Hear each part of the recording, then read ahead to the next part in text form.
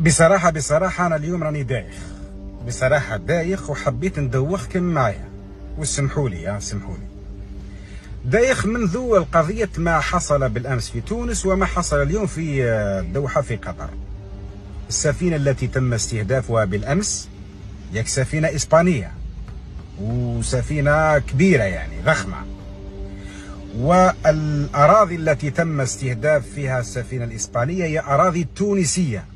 هذا من جهة، هذه أولا.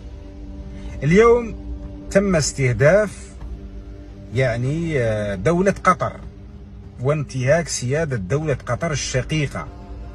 تقريبا تونس وقطر كلاهما حماهما الله، وكل الدول العربية على كل حال.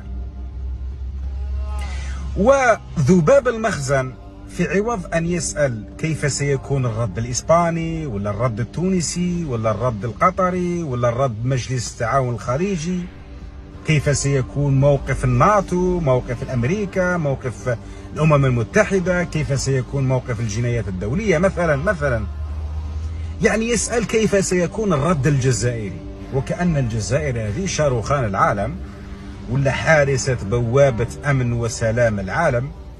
هي على كل حال زعما انتقاصا من قيمة الجزائر، ولكن الجزائر يا حبيبي شئت أم أبيت